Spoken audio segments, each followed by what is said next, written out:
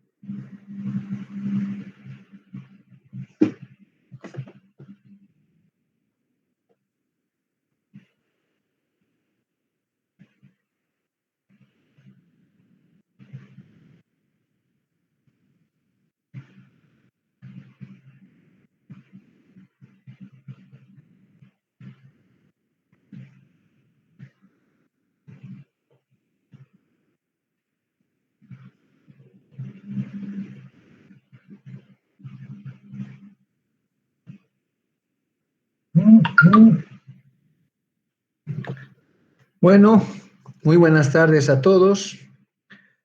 Para muchos será un poco extraño verme dar clases. Es la primera vez que voy a tener oportunidad con ustedes. Soy el doctor Jimmy Pinto, que estoy prácticamente un mes con las clases prácticas, los días jueves y viernes. Y bueno, en esta oportunidad me han pedido que dé un par de temas relacionados con artrópodos y también algunos temas de micología que vamos a generar la próxima semana. Así que no sé qué cantidad serán, pero tener 23 asistentes es un buen ánimo. Así que, bueno, en esta ocasión me han pedido dos artrópodos que tienen mucha relevancia y frecuencia, sobre todo en nuestro medio. Quizás al ver estas imágenes a ustedes, ¿qué les trae de recuerdo de lo que ya han visto? Que no es nada extraño. ¿A quiénes reconocen?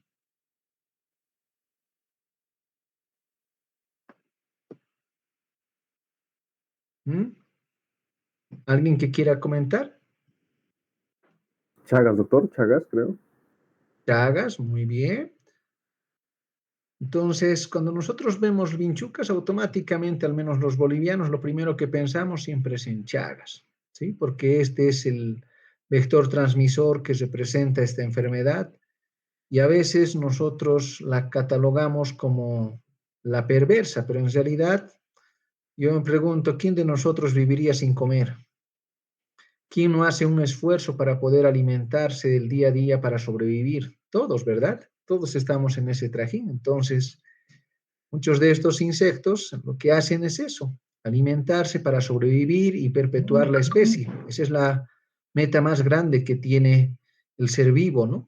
Entonces, en ese sentido, lastimosamente, al igual que nosotros, como quien dice a veces en nuestro afán de comer en el kiosquito de la esquina de la facultad o la comidera que trae su comidita en los famosos asientitos de la calle, ¿no? O incluso en algunos lugares sofisticados, podemos terminar contaminándonos de algún germen. Lo mismo pasa para estas vinchucas, que en ese su afán de alimentarse se contaminan pues de estas personas o animales que están infectados de parásitos como es el Trypanosoma cruzi, ¿no? En el caso del otro lado tenemos a las chinches, que es la que comúnmente conocemos, ¿sí? El nombre de chinches, que están generalmente chinches de cama, que mucha gente hace relación, sobre todo con eso. Y ya vamos a ver que su importancia epidemiológica es más de control vectorial que en realidad de transmisión de alguna enfermedad, ¿sí? Entonces es sobre lo que vamos a conversar hoy. Espero sea de su agrado, pero sobre todo a mí me gustaría que participen, comenten un poco, porque es así que se llega a construir el conocimiento, porque si yo voy a hacer una clase de solamente hablar y hablar, ¿cuánto de eso ingresará a su cerebro para que se pueda, como quien dice, consolidar? Es muy poco, pero si nosotros participamos, a veces eso ayuda muchísimo a poder consolidar, ¿sí? Entonces, en principio vamos a ver a las famosas chinches de cama o simicosis, que es lo que se llama también como comúnmente en parasitología, ¿sí? Como ven ahí ustedes tienen el agente causal, que es el género Cimex, que tiene dos especies principales, que es el Lecturiarius y el Hemipterus, que son las dos especies, se podría decir, que están relacionadas sobre todo a lo que es los domiciliados, ¿no? Como dice ahí, conocidos como chinches de cama, son hematófagos y viven en colchones y camas, ¿sí? Salen en la noche para alimentarse, que ese es el común denominador de la mayoría de estos insectos, ¿sí? Haciendo de que ellos pues puedan aprovechar ese momento de relajación, se podría decir de ese momento en que nosotros no llegamos a percibir con todos nuestros sentidos la presencia de ellos, ¿no? Y eso facilita a que muchos de ellos pues puedan tener una oportunidad de alimentarse, porque una de sus grandes ventajas es que ellos tienen, se podría decir un radar termosensible que permite a que todo aquello que tenga una cierta temperatura corporal que emita, pues pueda ser sujeto a que ellos vayan en busca de él para alimentarse. Por eso es que no solamente somos los seres humanos los que terminamos siendo fuente de alimentos, sino también muchos otros animales que estén próximos de donde ellos llegan a vivir, ¿no? Por tanto, como se darán cuenta, cuando uno llega a conformar su vivienda, trata de buscar el lugar que sea más accesible, a donde poder alimentarse, tener un lugar accesible para poder desplazarse, ¿sí? Entonces, por esa razón que también ellos buscan lugares que estén muy cerca a la cama, como lo que ocurre debajo de los colchones, en los muebles de noche que están al lado, debajo de la cama, en las grietas que hay, ¿sí? En las superficies de pared donde tengamos espacios como son las grietas o agujeros de algún defecto que tenga la pared, ¿sí? Entonces, esos son los lugares ideales para que ellos puedan sobrevivir. Por otro lado, también es importante recordar de que cualquier picadura de insecto, ¿qué es lo primero que nos genera? Es una reacción alérgica, una reacción inmunológica que hace que nuestro sistema inmune reaccione ante la presencia, en este caso, ante la saliva que emite este chinche, hace que podamos tener una estimulación y esto genera esa sensación de escozor, esa sensación de enrojecimiento que uno puede apreciar. Entonces, esa reacción pápulo-macular eritematosa que ustedes pueden apreciar en la imagen, pues es lo que va a generar a que tengamos como principal síntoma después de haber sufrido una picadura de estos insectos, ¿sí? Entonces, el gran problema es que en muchas ocasiones este prurito que genera puede causarnos pequeñas escoriaciones y esas escoriaciones evidentemente llegar a sobreinfectarse con gérmenes que siempre están presentes ahí sobre la piel, ¿no? ¿Recuerdan ustedes qué gérmenes son los que están presentes, qué microorganismos en la piel? ¿Las bacterias? Muy bien. De estas, ¿qué especie específicamente, qué tipo de bacterias son las que podríamos mencionar?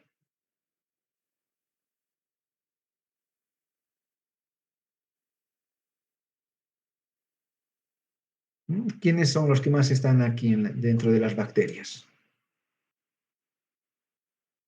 Que son los que generalmente nos causan problemas serios de piodermitis, que incluso en alguna ocasión pueden terminar de generar algunos problemas de sepsis, ¿sí? Porque ese es el temor más grande con los gérmenes. Entonces, dentro de esto, si recuerdan en sus clases de bacterios, siempre les dicen, en la piel lo que más abunda son estreptos y estáfilos, ¿no? Entonces, estos gérmenes son los que de alguna manera podrían tener oportunidad de poder sobreinfectar estas lesiones, ¿sí?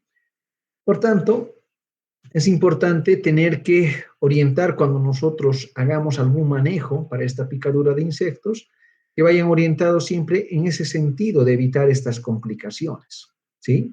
Por un lado está el escozor, si evitamos el escozor, evitaremos generar escoriaciones, si evitamos escoriaciones, evitamos también a la vez que haya una pérdida de continuidad de aquella protección importante que es la piel, ¿sí? Y evitamos, por tanto, también sobreinfecciones, ¿no? Entonces, otro aspecto esencial que siempre tenemos que tener presente, que seguramente lo conversaremos más adelante como medidas preventivas, es que es necesario, ante cualquier presencia de picadura de insecto, esta sea visual o no, deberíamos de considerar lo primero es un buen lavado, ¿sí? Un buen lavado de esa zona, así evitamos cualquier sobreinfección por un lado. Por otro lado, también está el hecho de que la gran mayoría, como todos los insectos, llegamos a controlar con un buen insecticida, ¿sí? Y evidentemente una de las cosas que, para que tengan una idea de cuán prevalentes son estos chinches, pues imagínense, en Estados Unidos se ha estimado un 42% de prevalencia en estos casos de chinches. Imagínense, ¿no? Entonces es algo que nos muestra que es un problema latente a nivel mundial, es por tanto considerado como un agente cosmopolita que no tiene una región específica, sino está distribuido a nivel mundial. Y de acuerdo a estas características y condiciones que nosotros favorezcamos, podemos llegar a que puedan ellos proliferarse en mayor o menor cantidad.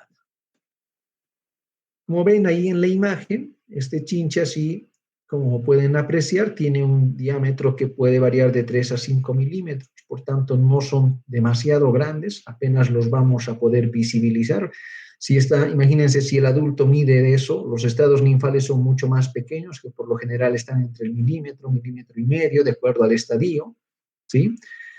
Normalmente, como dice, están aplanados dorso-ventralmente, tanto de la parte dorsal como en la parte ventral, de color rojizo en los adultos y amarillento en el estado inmaduro de las ninfas, la coloración que da, algunos lo consideran de un color café, pero dependiendo mucho de cuál es la visión que uno tiene y sobre todo del tiempo que han demorado en digerir la sangre, porque recuerden, en la primera imagen, como veían, esos ninfas, por ejemplo, estaban bastante enrojecidos, ¿no? Y eso era por la cantidad de glóbulos rojos que estaban en ese momento ingiriendo, ¿no? Y una vez que esto se digiere, pues evidentemente tienden a tener un poco más oscuro, tendiente entre el café y el negro. Como dice, tiene una cabeza pequeña, ojos prominentes, ¿sí? Un aparato bucal muy bien desarrollado, que las más de las veces hace que ellos puedan penetrar muy bien la dermis de tal forma de que lleguen a los vasos sanguíneos para poder alimentarse, ¿sí? Y tienen glándulas salivales que permiten secretar esta saliva que facilita de cierta manera a que ellos puedan también regurgitar en algún momento y generar esta reacción inflamatoria, esta reacción inmunológica en la zona de la picadura. Y por otro lado tiene unas glándulas que secretan un mal olor, ese olor característico que muchos los refieren como a fresas que se están echando a perder, ¿no? Algunos dicen como a un olor a humedad. Entonces, cuando uno siente ese aroma, pues puede imaginar que posiblemente existan plaga de estos insectos como son los chinches de cama. Dentro del ciclo de vida como tal, como ustedes pueden apreciar en la imagen, un adulto generalmente puede llegar a poner entre 500 huevos, ¿no? Entonces, estos huevos, las más de las veces, van a terminar convirtiéndose en ninfas, y estas ninfas generalmente pasan de un primero a quinto estadio. En la medida que se van alimentando, es que también ellos van cambiando de un estadio al otro. O sea, eso es un aspecto muy frecuente que se ve sobre todo con estos vectores hematófagos, ¿sí? Que tienden a alimentarse de sangre para poder mudar de un estadio a otro. Recuerden que en el caso de las vinchucas pasaba algo similar, ¿sí? En este caso con las chinches pasa lo mismo. Ya vamos a ir viendo más adelante cómo es que estos estadios ninfales hacen que uno pueda diferenciar si uno termina siendo adulto, un estadio ninfal 1, 2, 3, 4 o 5, que hace que podamos diferenciar sobre todo para ver cuál es la probabilidad de la infestación de la vivienda, sobre todo con el tema de los triatómicos, ¿sí? Un aspecto esencial que nunca nos debemos de olvidar y que esa es, digamos, también una de las cosas que ayudan mucho a diferenciar es que en el caso de los insectos, la relación de la clase de los artrópodos hace que, perdón, de la clase arácnida, perdón, hace que podamos diferenciar que ellos tienen cambios morfológicos en su ciclo de vida, que es a lo que nosotros llamamos la metamorfosis, ¿sí? Han debido ver ya que hay algunos insectos que tienen una metamorfosis completa, otras incompleta, dependiendo mucho si pasan o no pasan los estadios que corresponden de huevo, ninfa, larva, estado adulto. Eso es, perdón, pupa y estado adulto, que eso es lo que termina generando una metamorfosis completa, o, como estamos apreciando en este caso, pasan directamente de adultos, huevos, de huevos a ninfas y de ninfas a estado adulto. Aquí no hay larvas, no hay pupas, por tanto, es una metamorfosis incompleta, ¿sí? También es importante recordar lo que les decía hace un momento, que para poder pasar de un estadio a otro se tengan que alimentar, ¿sí? Entonces, en esta imagen del ciclo de vida podemos apreciar qué es lo que va ocurriendo con estos diferentes estadios, desde huevos hasta el estado adulto, ¿sí? Como ven, los huevos, que pueden medir de 1 a 1.5 milímetros de largo, pasan a un primer estadio ninfal, que generalmente necesita alimentarse para poder llegar a pasar a un segundo estadio y así sucesivamente al tercero, al cuarto y al quinto estadio para luego terminar recién un estadio adulto que puede medir de 3 a 5 milímetros, como decíamos, que eso es lo que llega a dar un nuevo ciclo para la reproducción. Recordar que las manifestaciones clínicas más relevantes tendrán que ver justamente con esta picadura de estos insectos, ¿sí? Tiene una clínica que puede ser un poco variable desde pequeñas reacciones alérgicas. Recuerden que no todos tenemos la misma respuesta inmunológica, ¿sí? Algunos pueden tener una reacción inmunológica un poco más acentuada que otras, otros ni siquiera llegar a tener ninguna reacción, ¿sí? Entonces dependerá mucho esto del sistema inmunológico para decir si tenemos una reacción importante o no de estas reacciones inflamatorias que se dan sobre todo a nivel de la piel, ¿sí?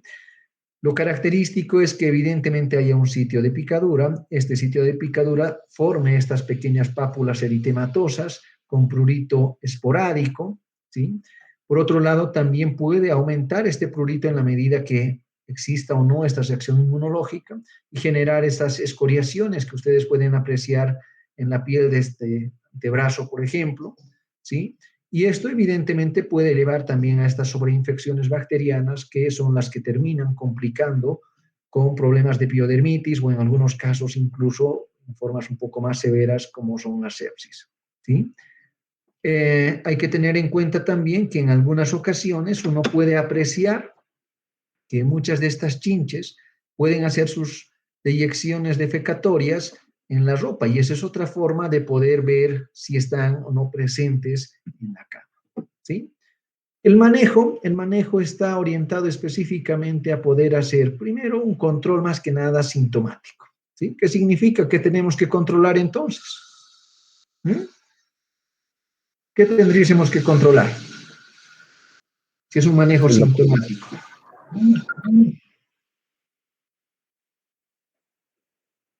¿Mm? ¿Puede repetir, doctor? ¿Cuál sería el control que tendríamos que hacer si hacemos un manejo sintomático? ¿Cuáles serán los síntomas más importantes? Prurito, reacción alérgica, si no estoy mal, doctor. Así es, entonces lo que tendremos que orientar en principio, como les decía, un primer paso siempre esencial, cuando ustedes vean una pequeña pápula eritematosa en la piel, lo primero es hacer un lavado, ¿sí? Un lavado con agua y jabón, práctico, sencillo, ¿sí? Si hay un poco de escozor o molestia y donde podemos utilizar nosotros las cremas que pueden de cierta manera ayudar, como es la de lidramina, o en algunos casos incluso podemos utilizar como los corticoides, la betametasona, la hidrocortisona, que puede uno utilizar como antihistamínicos, ¿sí?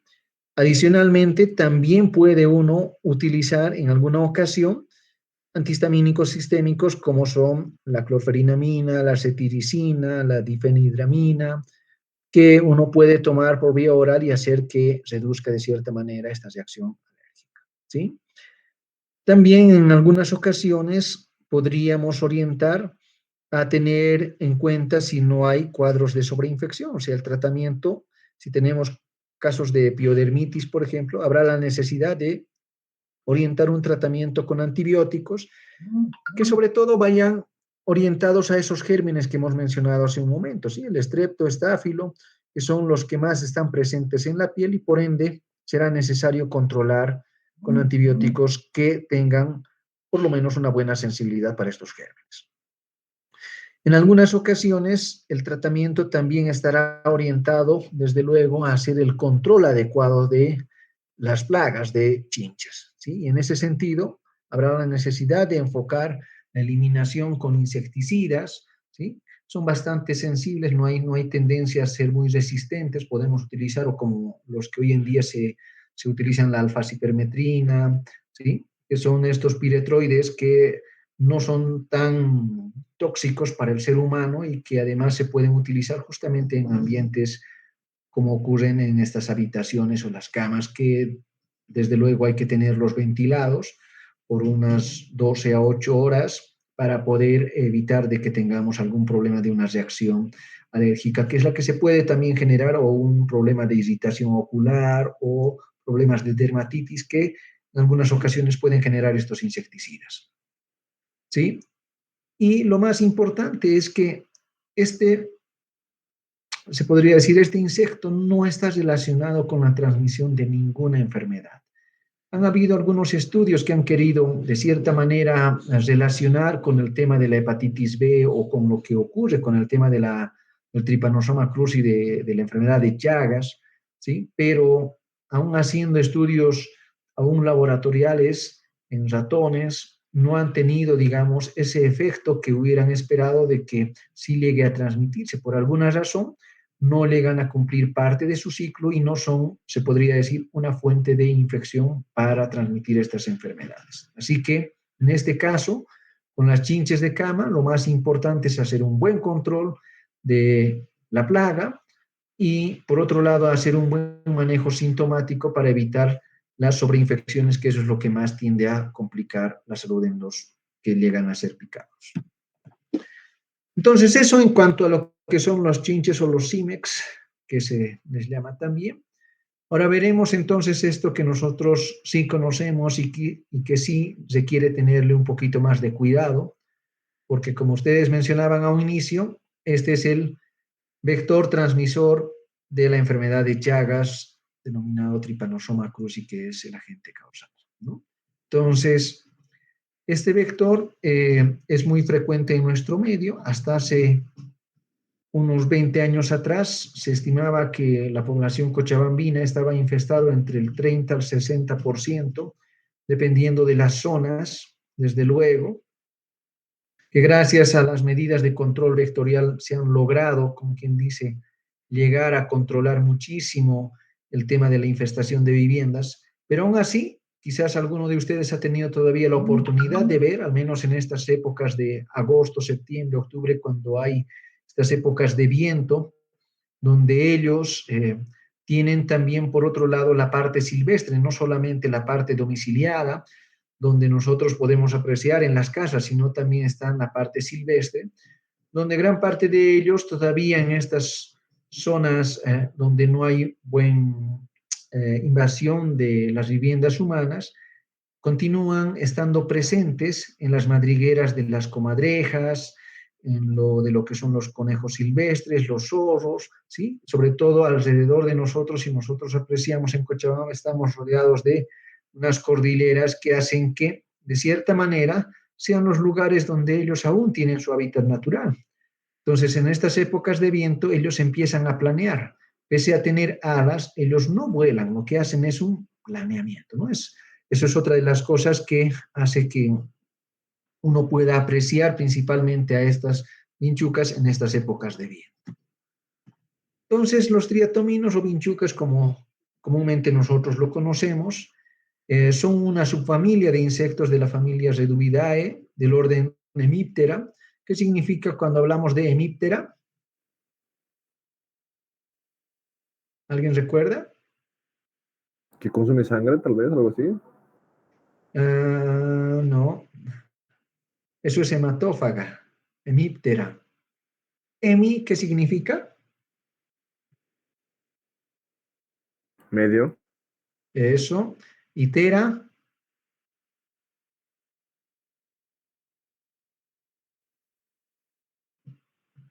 alas, ¿sí?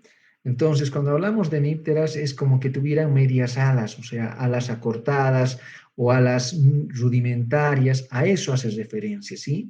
Por eso es que están dentro de este orden hemíptera, que tienen alas no del todo bien desarrolladas, como les decía hace un momento. Estos lo que hacen es planear, no es que vuelen como ocurre con muchos otros insectos, ¿sí? Como dice, son conocidos por diversos nombres en diferentes regiones, como vinchuca, chipo, chinchorro, chirimachá, que es lo que generalmente le da el nombre en el Perú, chinche, barbeiro en el lado del Brasil, por ejemplo, chipo en México, ¿sí? Entonces, eso es un poco de lo que los diferentes nombres que se le ha dado a lo largo de este tiempo a este insecto. Como dice, también pueden ser los que transportan principalmente la enfermedad de Chagas mediante su agente causal, que es el Trypanosoma cruzi, ¿sí? Entonces hay que tener presente de que es uno de los principales vectores y vamos a ver también que tiene algunas particularidades justamente en la forma en que nosotros tenemos que diferenciar estos vectores transmisores de la enfermedad de Chagas y algunos otros vectores que se parecen, pero que no tienen esta particularidad de lo que decía su compañero hace un momento, de alimentarse de la sangre. No son hematófagas, son algunas fitófagas y algunas son predadoras. Cuando hacemos referencia, por ejemplo, a fitófagas, ¿a qué hacemos referencia? ¿A que se alimentan de qué? ¿Qué significa fito?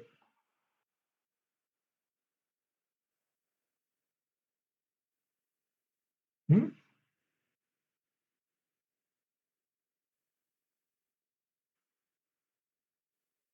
Tiene que ver mucho con lo que son las savia, las plantas, ¿sí? Entonces, cuando hablamos de fitófagos, hacemos referencia a que van a haber diatominos que se alimentan de la savia de las plantas, pueden haber predadores que se alimentan de otros animales o otros insectos, y los hematófagos que se alimentan específicamente de sangre. ¿Sí? Ustedes pueden ver en la imagen A, donde nosotros podemos apreciar a un fitófago, y la forma en diferenciarlo es que su probóscide, o sea, que es el aparato bucal con el que ellos succionan, normalmente tiene 4 segmentos. ¿Sí? Ahí ustedes pueden apreciar. Un momentito, que me dé chance.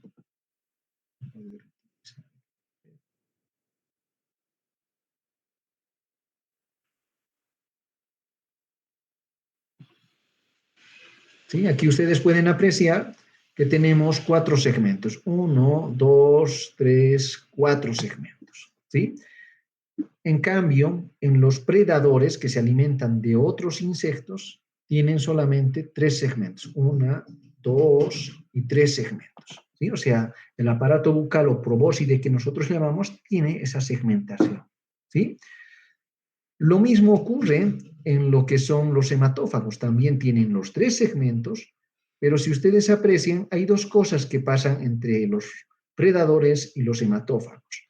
Por un lado es que tienen una especie de curvatura, ¿sí? Y por otro lado son, como ven, mucho más gruesos, más grotescos, porque tienen que, como quien dice, introducir en la coraza de otros insectos, y las más de las veces se requiere que sea bastante resistente y que tenga la particularidad de poder penetrar esa cubierta de quitina que tienen la mayoría de los insectos. Por tanto, esa es una de las cosas que diferencia, ¿no? Ahora, si nosotros vemos entonces de forma ventral, cuando nosotros apreciamos de la parte inferior del insecto, pueden apreciar que esta probóscide, cuando se repliega, sobrepasa lo que es la cabeza, ¿sí? Llegando incluso a ser parte del tórax hasta parte del inicio del abdomen, ¿sí? Lo que no ocurre en los predadores, donde evidentemente apenas sobrepasa la cabeza, y lo mismo ocurre en los hematófagos, que va a estar casi del mismo tamaño que de la cabeza, solo en forma paralela, ¿sí? Entonces, esa es una de las características que hay que considerar cuando nosotros queremos diferenciar si este triatomino es hematófago, que se alimenta de sangre, es fitófago, se alimenta de la savia de las plantas, o se alimentan de otros insectos, que son los predadores. Y entonces, es algo que a uno debe de considerar cuando hablamos de triatominos, porque sí vamos a tener estos que se alimenten de estas diferentes fuentes de alimentación, ¿sí? Cuando hablamos ya de lo que son los hematófagos como tal, los que se alimentan de la sangre, las más de las veces también podemos mencionar que hay 3 géneros que están implicados en la transmisión de la enfermedad de Chagas, ¿sí? Y esos 3 géneros, como ustedes pueden apreciar aquí, son Rodnius, Triatoma y Pastróngilos, ¿sí?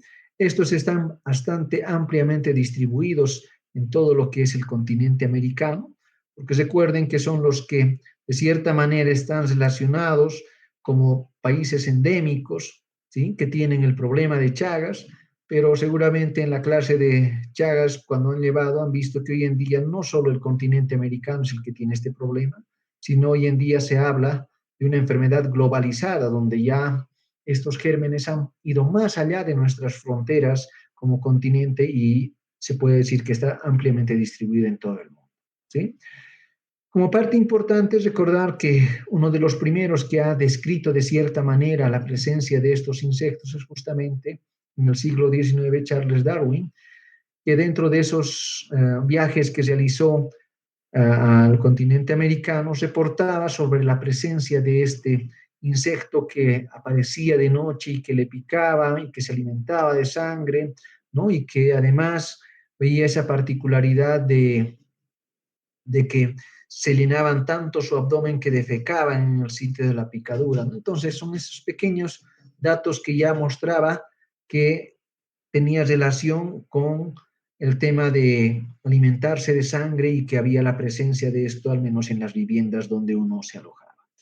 Por otro lado, el descubrimiento concreto de la descripción de que este insecto era transmisor de la enfermedad de Chagas es el doctor Carlos João Chagas en 1909, en la niña Berenice, que lo hace en Minas Gerais del Brasil, donde llega a detectar la presencia del parásito en las defecaciones que tenían estos insectos, ¿sí?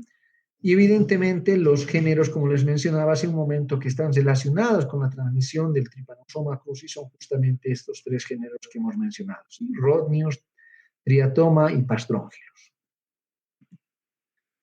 Un aspecto esencial, así como hemos visto entre los fitófagos, hematófagos y predadores, la forma de diferenciar en función a la probóscide, pues también podemos tener alguna forma de identificar y diferenciar lo que son los triatominos de acuerdo a estos tres géneros que hemos mencionado, ¿sí? Pastróngilos, Rhodnius, Triatoma, en la forma en que ustedes pueden apreciar en los dibujos, ¿sí? En principio, la forma en que está ubicado la probóscide, que como ven, en algunos está ligeramente incurvado, pero mantiene los tres segmentos, ¿sí? Y además que no sobrepasa más allá de la cabeza, ¿sí? Los tres están a esa misma altura. Lo otro que debemos de tomar en cuenta es la forma en que empieza a emerger las antenas, ¿sí? Entonces, el opérculo antenario, que es lo que se llama, ese es otro de los aspectos que nos ayuda a diferenciar. Y por otro lado está cómo ese ojo compuesto termina siendo ubicado en relación a la cabeza, ¿sí? Ahí ustedes tienen el cuello y el ocelo, que es lo que hace que uno pueda diferenciar en la cabeza de estos triatomas, ¿sí? Entonces ahí ustedes pueden apreciar la forma en que emergen las antenas, son totalmente diferentes en los tres géneros, la forma en que está ubicado el ojo compuesto en relación a la cabeza, ¿sí? Que esa es otra de las formas en que uno puede diferenciar si es un triatoma Pastróngilos, Rhodnius o Triatoma, ¿sí? Entonces, ahí uno puede diferenciar estos triatominos para ver a cuál de los géneros pertenece. Y ahí ustedes pueden ver en las imágenes inferiores de cómo es que esto puede uno diferenciar, sobre todo el tamaño de la cabeza. Como ven, es un poco más ancho, un poco más grotesco en lo que es Pastróngilos. En cambio, en Rhodnius es mucho más delgado, ¿sí? Pero además un poco más largo. Y en Triatoma se podría decir es como algo intermedio, ni tan grueso ni tan delgado, ¿sí? Ni tan largo ni tan ancho, ¿sí? Entonces, es más o menos una posición un poco intermedia, se podría decir, en cuanto a estos tres géneros que nosotros mencionamos. Entonces, el género Triatoma generalmente se dice que hay alrededor de 72 especies y dentro del que más nos interesa es el Triatoma infestans, que es el principal vector transmisor, al menos en el continente sudamericano y específicamente en Sudamérica, ¿sí? Seguido luego del Triatoma diminuta en Centroamérica y México, que es donde se tiende a tener estos problemas también de la infección de Chagas. En cambio, en género Rhodnius, generalmente Rhodnius prolixus, que es muy frecuente en Centroamérica sobre todo y parte también de Sudamérica, pero sobre todo en las áreas tropicales, ¿sí? Y por último está Pastróngilos mellitus, que está sobre todo en lo que es Brasil, ¿sí? Que es donde uno puede tener más que nada este género y especie del Pastróngilos mellitus. Entonces, para que ustedes tengan una idea de la morfología, de los aspectos a considerar cuando uno ve un triatomino, es que en principio nos interesa las antenas, ¿sí? Entomológicamente eso ayuda a poder diferenciar las diferentes especies y géneros, como hemos visto hace un momento. El tema de la probóscide, los ojos compuestos, el protórax, el escutelo, que las más de las veces esa porción quitinosa de donde tienden a iniciar lo que son las alas, y ahí ustedes pueden apreciar el hemiélitro que se llama, que son esas pequeñas alas medio transparentes que ustedes seguramente han debido ya ver en otros artrópodos, que es parte de las cosas que uno puede llegar a tener, ¿sí? Y por último está el conexivo, que es lo que uno puede diferenciar en esa sensación de colores que está alrededor, que permite también diferenciar un género de otro. Entonces, como dice acá, en el género Rhodnius, Prolixus en Centroamérica y parte de Sudamérica, Pastrongylus mellitus en Brasil, el tamaño de estos triatominos adultos puede variar de 1.5 hasta 3 centímetros, tienen una cabeza alargada con probóscide recta, que es lo que hemos mencionado, un par de ojos prominentes con un par de antenas para poder diferenciarlos entre géneros y especies, un tórax quitinoso que tiene una forma de escudo, que es lo que hace que uno pueda también diferenciarlo, ¿sí? Y esta es una pequeña distribución de cómo están ubicados, ¿sí? Como les decía, el número 1 es el Triatoma infestans, es el que más ampliamente está distribuido. Luego está seguido de lo que es Rhodnius prolixus, que es el que tiende a estar con mayor frecuencia, sobre todo, como ven, en lo que es Centroamérica, parte de lo que es también Colombia, Venezuela, ¿sí? Y también, por otro lado, está Triatoma dimidiata, que son, digamos, los tres triatominos que más están relacionados con la transmisión de la enfermedad de Chagas. Y desde luego, como ven, hay un montón de otras especies que podríamos considerar. Por ejemplo, en el caso de Bolivia, Triatoma sordida, Triatoma robustus, que son los que se encuentran en nuestro medio, que están relacionados con la transmisión de la enfermedad de Chagas. Como les decía hace un momento, tiene este par de alas replegadas, que en algunos generalmente incluso no puede apreciarlos. Son más caminadores que voladores, como les decía a un inicio. Generalmente lo que hacen es más planear, los adultos sobre todo. El abdomen puede tener diferentes colores que ayuda a poder clasificarlos, que es lo que decíamos, esos conexivos que se llaman. Son hematófagos y pueden llegar a pesar entre 8 a 9 meses sobre su peso cuando se alimentan, ¿sí? Y una vez que se alimentan, por lo general tienen esa costumbre, se podría decir, no adecuada, que es que defecan en el sitio de la picadura, y es justamente ahí donde se encuentran también los parásitos de la enfermedad de Chagas, ¿no? Es ahí donde terminan generándonos la infección. No es que ellos en el momento de la picadura van a inocular, como ocurre con los mosquitos para otros virus, por ejemplo, o en el caso de anófeles para la malaria, ¿sí? No es mediante la picadura que nos genera el problema, sino son las defecaciones que ellos hacen, ¿sí? Al igual que nosotros, gran parte de los huevos de los parásitos que tenemos, llegamos a eliminarlos en las heces y si nosotros no tenemos el cuidado, evidentemente llegamos a autoinfectarnos o a infectar a otras personas por una mala higiene que tenemos, ¿no? Dentro de lo que es el ciclo de vida, como les decía, se dice que también tiene una metamorfosis incompleta, porque como ven, ahí prácticamente los adultos terminan generando los huevos y los huevos terminan generando los estadios ninfales directamente, ¿no? Aquí ya no hay larvas, tampoco hay pupa, por tanto, es una metamorfosis incompleta. Igual que lo que hemos visto en los chinches, tienen que tener 5 estadios ninfales y para pasar de un estadio a otro necesitan alimentarse y cada alimentación da lugar a que ellos puedan cambiar esa cutícula externa de quitina, que es lo que denominamos comúnmente como exuvia, ¿sí? Como ven, los diferentes estadios van generando algunas características, ¿sí? ¿Recuerdan ustedes del seno diagnóstico? Les han debido comentar cuando hablaban de la enfermedad de Chagas, de cómo diagnosticar, y uno de ellos era el senodiagnóstico. ¿Alguien recuerda Sí, doctor. en qué consistía? Se aislaba triatomas y a un paciente se le hacía picar y si había un desarrollo de triatoma infesta del parásito, con eso se diagnosticaba.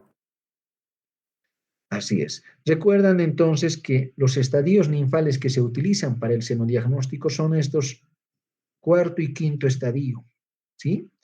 Estos son los estadios que están más ávidos de poder alimentarse para convertirse en adultos. Son como ustedes, ¿no? Los jóvenes desesperan de poder ser adultos y poder tener la libertad, ¿no? Entonces algo similar ocurre con ellos y están en esa fase ávida. Por eso es que a ellos se los utiliza como medio principal para el senodiagnóstico, porque ellos sí van a alimentarse ávidamente y, como decía su compañero, lo que van a hacer es ciertos días después, por lo general 28 o 30 días, que es el periodo de incubación que uno estimaría para que estos parásitos que sí han sido, como quien dice, extraídos de esta persona que tiene, entre comillas, un diagnóstico presuntivo de la enfermedad de Chagas, pues al infectarse van a presentar estos parásitos en el tubo digestivo o en su caso en las defecaciones que vayan a tener. Y eso es lo que nosotros apreciamos después de esos 30 a 45 días en promedio, que es lo que se suele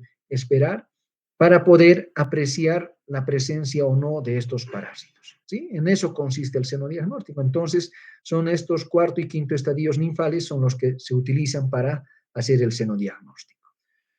Recordar también que cada una de estas hembras puede llegar a poner entre 1.200 a 1.400 huevos, ¿sí? Y que evidentemente el ciclo puede variar de convertirse desde estados ninfales a adultos de 84 a 134 días, dependiendo de los tiempos que lleguen a demorar en alimentarse de un estadio a otro. Y la vida promedio puede variar de 300 a 350 días. Por tanto, como ven, ¿cuánto tiempo llegaría a vivir? Casi un año, ¿sí? Entonces, también en muchas ocasiones se dice que puede mantenerse en abstinencia sin alimentarse, sin nada, hasta un año de forma viable, ¿sí? Por tanto, en muchas ocasiones, si nosotros vemos que hay estadios ninfales en la casa, hay que considerar de que la mayoría de los insecticidas lo que van a matar son los estadios ninfales, pero no los huevos, ¿sí? Por eso es que han debido escuchar cuando hablan de insecticidas, hablan de insecticidas de acción residual corta y larga, ¿sí? ¿A qué creen que hace referencia cuando dicen acción residual?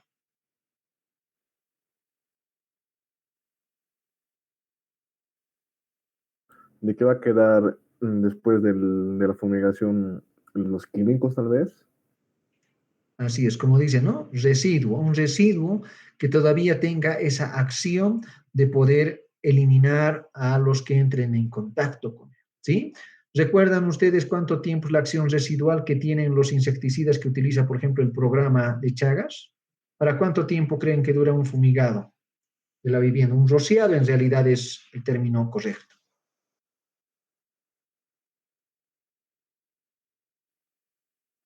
¿Cada cuánto deberíamos desrociar la vivienda, por ejemplo? A ver, si alguien recuerda, como medida preventiva.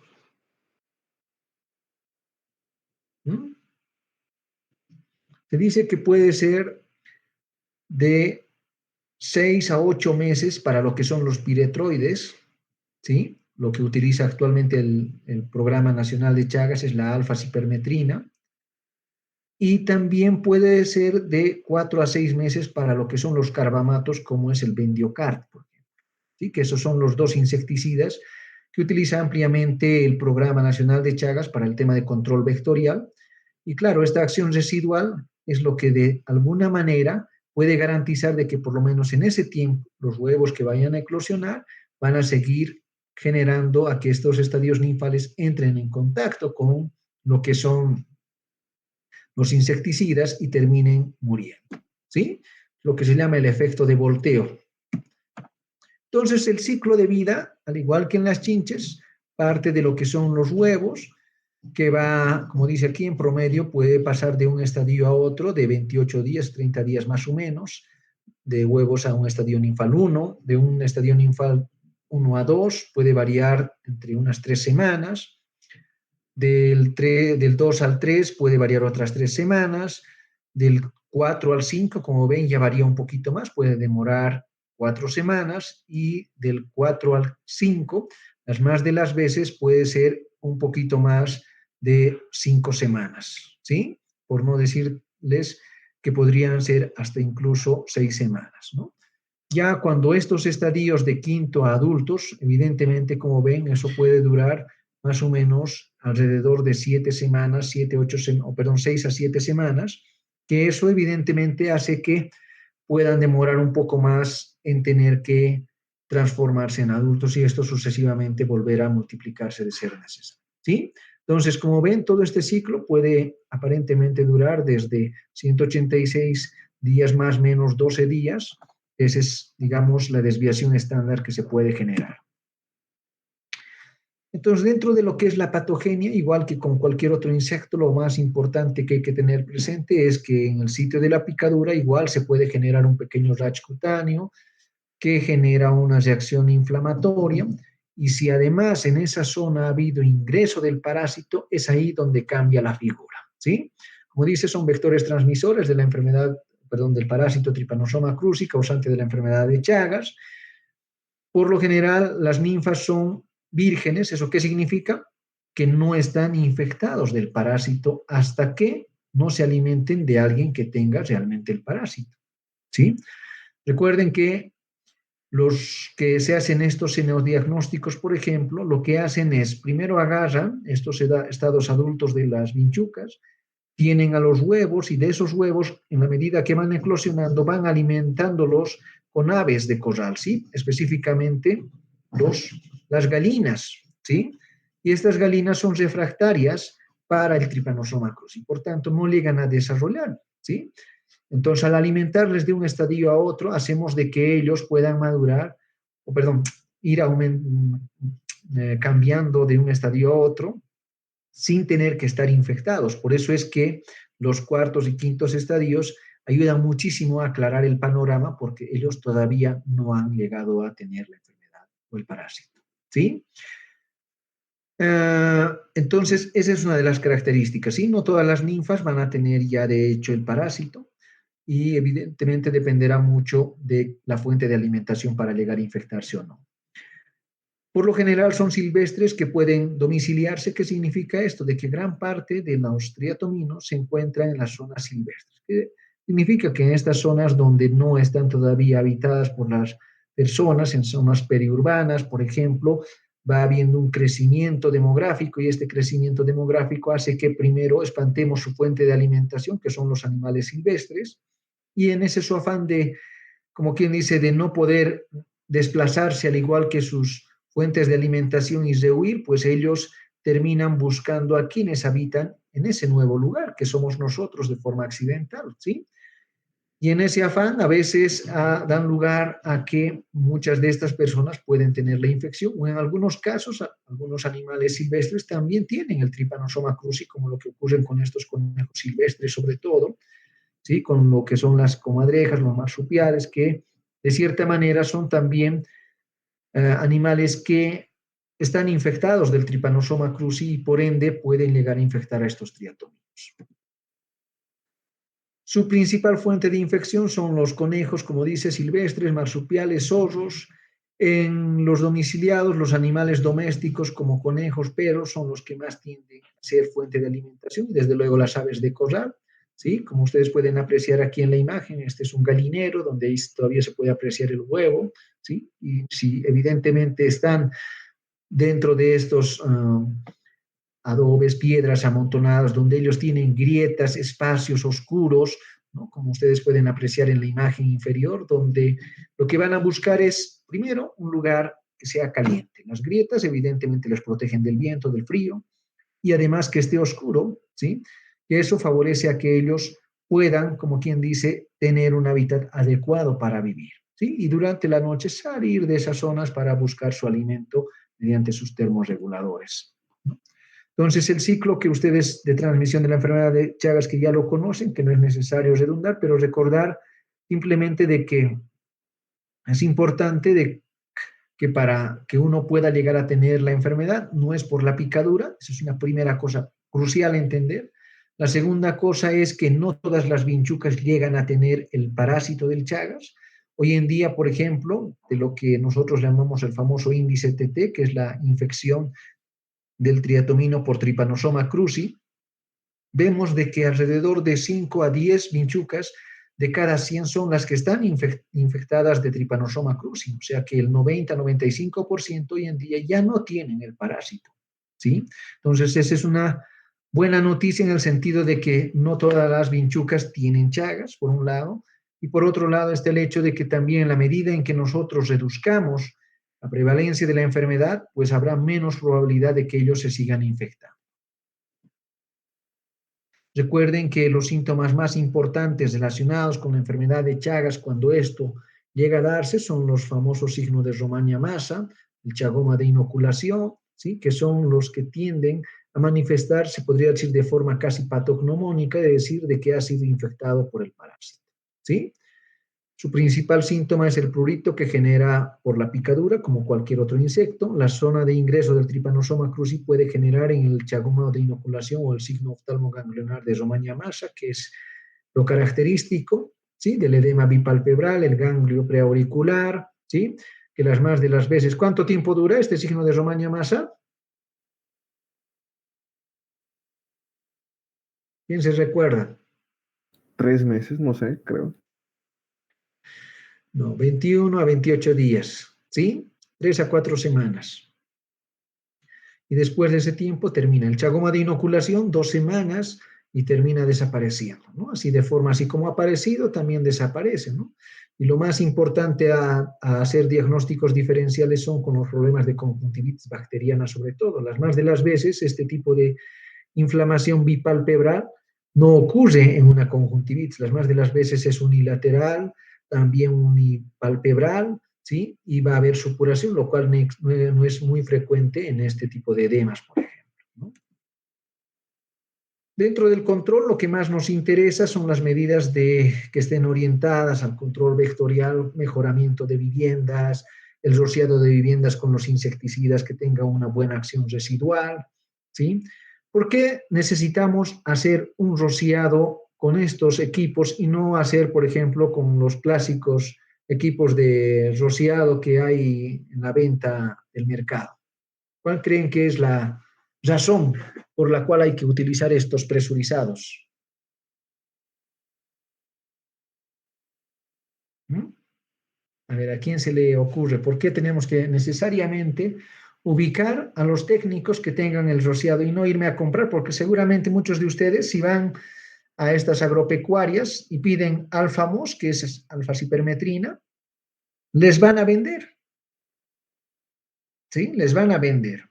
Y uno puede tranquilamente rociar su vivienda y no esperar a que tengan que venir los técnicos, ¿sí? Pero ¿cuál será la razón? ¿Por qué necesitamos que los técnicos tengan que ir a rociar nuestra vivienda? Y no con cualquier rociador común y corriente, sino tienen que ser estos presurizados. ¿A alguien se le ocurre algo?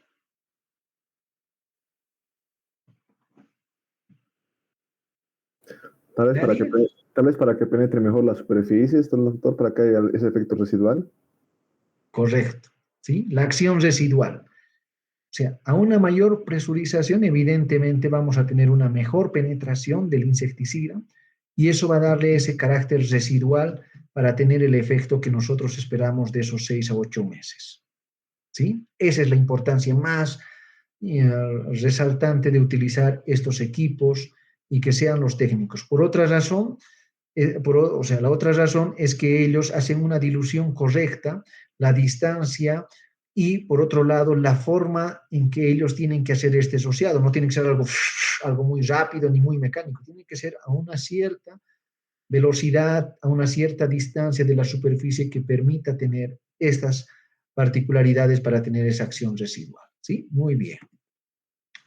También dentro de esto de lo que implica el rociado de viviendas ha surgido, no sé si han escuchado ustedes hablar de una pintura insecticida famoso Innisfly que se llama, ¿sí? En realidad hicieron un proyecto sobre todo en el área del Chaco cruceño, ¿sí? En Caraparí y compañías, no, digo, no es Caraparí, es Charagua, ¿sí? Charagua,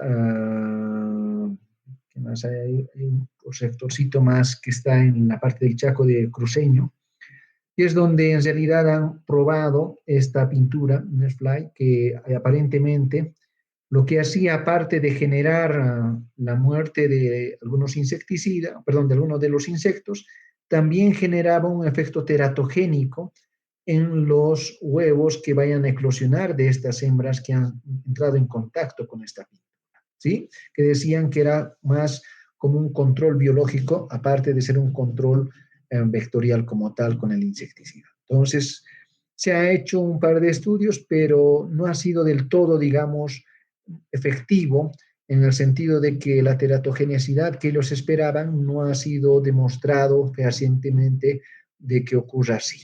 ¿Sí? Sí ha habido un efecto de matar a los insectos, pero no un efecto teratogénico. Y por otro lado, la acción residual era muy corta, por tanto, no era, digamos, del todo rentable en relación al rociado con los insecticidas habituales que tenemos.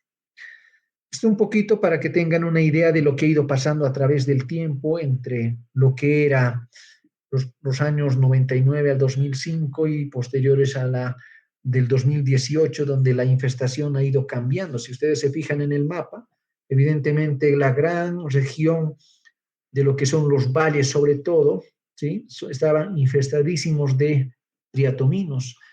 Y como ven, también han habido áreas donde aún no existían vectores que hoy en día consideramos también zonas de alto riesgo. Si ustedes ven en el mapa, aquí no figura ni Beni ni Pando, que fueran zonas endémicas, pero, por ejemplo, el tema de Pastrongylus se ha empezado a generar a ese nivel, Triatoma robustus, que también se ha logrado ver, sobre todo si van a tener oportunidad de leer algún artículo de transmisión oral, uno de ellos que se ha generado ha sido el 2010, por ejemplo, en Riberalta, Guayaramerín, del Beni, ¿sí? Donde se han documentado alrededor de 16 personas que han sido infectadas de forma oral por la contaminación de la famosa leche de majo. ¿Alguien conoce qué es la leche de majo? ¿Hay algún veniano por aquí?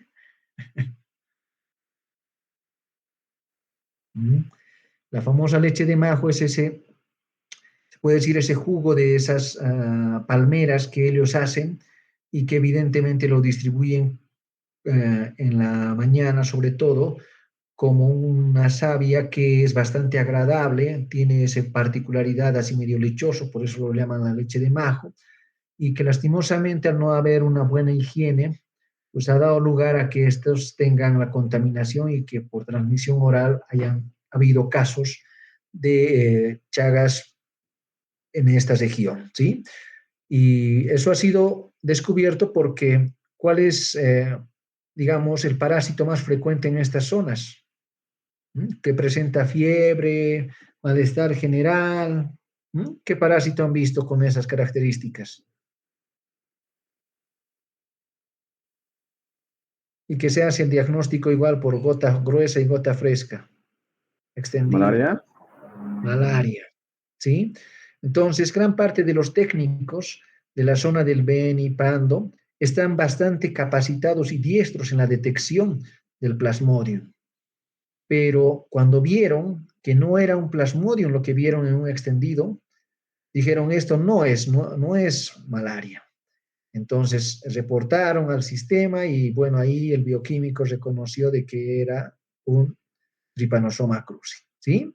Entonces en este caso ha sido algo muy fortuito y que evidentemente los casos que se daban era por Trypanosoma cruzi y han hecho un diagnóstico de todas esas personas que acudieron en ese periodo de tiempo y han hecho en función a eso un seguimiento epidemiológico para definir de dónde y cómo es que han llegado a infectarse estas personas, ¿no? Entonces es un poco de lo que uno puede comentar acerca de la importancia que tiene en decir que no solo estas áreas que están marcadas de color rojo, azul, verde, son las zonas que podríamos decir que de alguna manera fueron o están siendo consideradas como áreas endémicas. Pues hay zonas que lastimosamente, por el tema del flujo migratorio, por el tema de la domiciliación de muchos de estos vectores, han terminado siendo también infectados.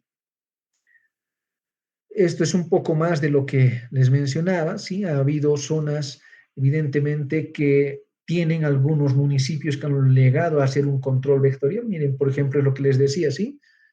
Rodnios son los que robustos, sobre todo los que tienden a estar relacionados en estas zonas donde aparentemente no eran endémicas y que ahora sí se han considerado de riesgo, ¿sí? También podemos apreciar por la estratificación de las viviendas intra y peridomiciliario que han tratado de diferenciar en estas zonas. Y lo que quizás interesa un poquito de cómo hemos ido logrando hacer un buen control vectorial a lo largo de estos años. Si ustedes se fijan, desde 1999, donde ha comenzado gracias a las iniciativas de los países del Cono Sur, el famoso INCOSUR, que bajo, se puede decir, bajo el patrocinio del Banco Mundial, han generado estas campañas de rociado de vivienda masivos que han llegado a controlar, miren, desde un 55% de viviendas infestadas a un 1.4 al 2018 y hoy en día se habla de un 1.2 de infestación de viviendas, o sea, para que nos demos cuenta que evidentemente hemos llegado a controlar muy bien a lo largo de este tiempo, pero ya van a ir viendo ustedes que están en este proceso de formación y ser los futuros profesionales. Si bien hemos llegado a controlar la transmisión vectorial, hay algo que hemos descuidado y que todavía sigue siendo un problema. ¿Cuál es la otra vía de infección de la enfermedad de Chagas, aparte de la vectorial? ¿De qué otra forma podemos transmitir Chagas? Vertical, creo, de forma vertical. Así es, de madres a hijos, ¿sí? Que hoy en día es la principal vía de transmisión de Chagas. Es verdad, no es una cosa muy frecuente ni prevalente, se estima que podría variar de acuerdo a las zonas desde un 3 a un 6%, ¿no? Pero esa es la vía principal hoy en día de nuevos casos. Y eso ha hecho que también países no endémicos, como ocurre en Europa, Asia en lo que va en la parte norte del continente americano, como es Estados Unidos, tengan este problema de Chagas porque gran parte de esas personas que han migrado han ido con su enfermedad y han llegado a tener hijos con Chagas.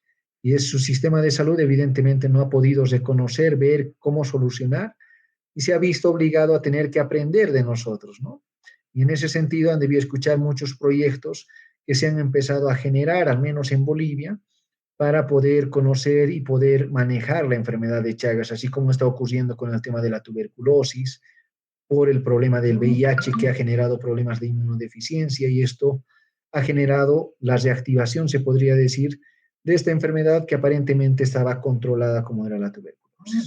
Entonces vamos viendo cómo estos problemas que aparentemente están bien controlados pueden tener sus brotes, su emergencia, porque no hacemos un buen seguimiento, un buen manejo del tema de los controles preventivos, como en este caso el control vectorial. ¿Sí? Todavía hay mucho por trabajar en Chagas en el sentido de que hoy en día han disminuido muchísimo, es verdad, la infestación de viviendas, pero no hemos llegado a asociar las zonas silvestres. En la medida en que haya crecimiento demográfico, vamos a seguir invadiendo su territorio y ellos seguirán cambiando de fuente de alimentación y terminaremos siendo una vez más infestados en nuestras viviendas si no hacemos un mejoramiento y una orientación a nuestra población en ese sentido. ¿Sí? Entonces, yo lo que les insto, después de esta clase de vectores que hemos visto, es que no descuidemos la limpieza en nuestros hogares, tratemos siempre de crear un ambiente adverso para que no se quieran domiciliar ni las chinches ni las vinchucas, ¿sí? Y para eso lo único que tenemos que hacer es una buena higiene en nuestras casas, ¿sí? Bueno, no sé si hay dudas, preguntas, algo que quieran comentar. Doctor, una duda. Creo que mencionó el signo de Romaña al tiempo. No he logrado anotar, ¿me pudiera decir? Bueno, el signo de Romaña Masa puede durar de 21 a 28 días, o sea, 3 a 4 semanas.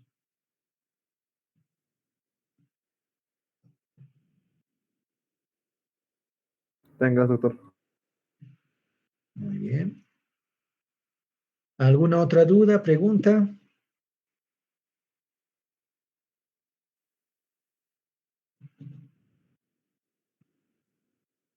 Bueno, Doctor, Adelante, Alejandra. Mencionó el nombre de un insecticida que se usa para el Chagas que tenía efecto residual. ¿Cuál era? Bueno, en realidad todos tienen acción residual los insecticidas, ¿sí? En el caso, por ejemplo, del Bendiocar, que es un carbamato, dura de 4 a 6 meses, que eso es lo que tiene el programa, por ejemplo, cuando hay resistencia al piretroide, que es la alfa-cipermetrina, que ese tiene una acción residual de 6 a 8 meses. ¿Sí? Esos son los dos insecticidas hoy en día utilizados por el Programa Nacional de Chagas, Bendiocart y alfa-cipermetrina.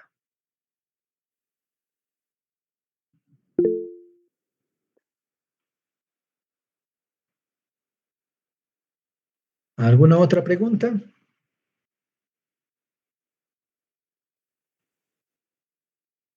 Bueno, quizás solo para recordar aspectos importantes. Uno es que las chinches no transmiten ninguna enfermedad, su manejo es más sintomatológico, que hay que tomar en cuenta que es necesario una buena higiene de las viviendas, considerar sobre todo lo que es muebles. En el caso de los triatominos, hay que tomar en cuenta que son transmisores principales del Trypanosoma cruzi. Considerar que existen 3 géneros implicados: Triatoma, Rhodnius y Pastróngilos, ¿sí? Por otro lado, la forma más importante de diferenciar entre un género y otro está en relación al tema de la cabeza, la forma en que emergen las antenas y, por otro lado, la ubicación de los ojos, ¿sí? Esos 3 aspectos me ayudan a mí diferenciar entre lo que son los géneros. Ahora, si yo quiero ver adicionalmente los triatomas entre si se alimentan de sangre, se alimentan de plantas o de otros insectos, como lo que hemos mencionado, ¿sí? Si son hematófagos, predadores o fitófagos, lo que debo de considerar para diferenciarlos es la probóscide, ¿sí? El tamaño del aparato bucal succionador, si es que ustedes quieren, o el aguijón, para que sea más fácil de recordar, es que en los fitófagos, que se alimentan de plantas de savia, evidentemente,